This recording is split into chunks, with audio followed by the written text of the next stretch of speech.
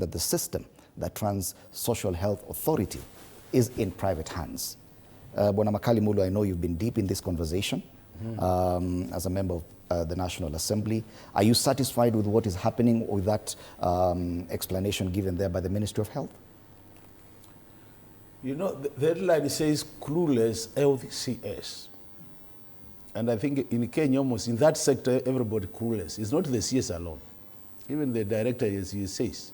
You know, the thing is, for me, I think really, Fred, when I look at this issue of SHA, I think the people really who designed SHA in terms of design, they must have died. Because it looks like the people who designed and the people who are implementing are totally different teams. And that's why you see things are not falling in place. For example, when you look at that system, the digital system, and this is a system we have discussed many, many times. And if you look at the history, initially, the Safaricom had quoted for the same system about 32 billion, about that 2 billion. When the issue of the consortium came in, and more so the Andani group, it moved from that 2 to 104 billion. And the question is, what changed that figure from that 2 to about 104? Your guess is as good as mine. That some pockets must have been lined up. So, and you know, when you line up pockets, many things can happen. Because what we are saying is, NHIF has been with us since independence. If you look at the history of NHIF, it has taken care of Kenyans for many, many years.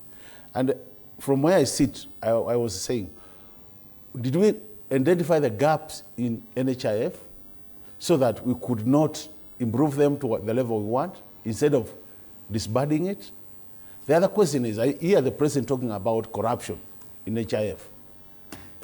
Is there no corruption in this SHA? I think the Auditor General has confirmed there is corruption. So if there was corruption in NHIF and there is corruption in SHA, what is the difference? Mm-hmm.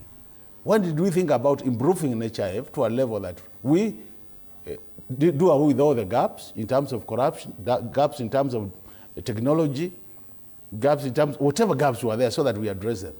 And you know, if you look at the way things are being done currently, I always like to give you the example of the phone. This Samsung. If you remember where Samsung started, the original Samsung was like a small phone with minimal features. But what has happened? Over time, it still remains Samsung, but they keep on building on the technology, bringing in new services to the phone. It still remains Samsung because it's a name. NHIF would have still remained NHIF, and we do all these changes within NHIF without really all this mess up. But you see, the way this thing is structured, we did provide the legal framework as Parliament. We passed the laws, and the laws are there. But the implementation part is facing serious, serious challenges, and more so the transition phase. And that's why we are saying, my mother in my rural home called Mulundi village, what she wants is to go to hospital, be treated, and go home. She doesn't care whether this thing has gone through computer or it has been what. What she wants is I get to a hospital, I'm attended to, and I go home. How many Kenyans have we seen on television saying, I'm not able to access the services? Some have gone to an extent of even visiting the headquarters of Ministry of Health, and they have been arrested, taken to court because of saying, I can't access the services. So for me, from where I sit, the Auditor General has brought it out. There was corruption in this thing all the way from procurement. We want for a special purpose facility in terms of procurement. That was deliberate. We've not managed to get anything right. We have only two choices. Accept the mistake we made, improve, and move. And I've said it many times, Kenya Kwanza government will not be assessed to be foolish if they sat and said, we have learned our lessons. Based on these lessons for the last 6 months, we are improving 0.1, 2, 3. Okay. The other thing is, unless they do that, then this will be a commercial entity instead of a health service to the Kenyans. Okay. And the challenges within the social health and SHIF are very obvious, and we've talked about them. But now looking at the front page of the Standard,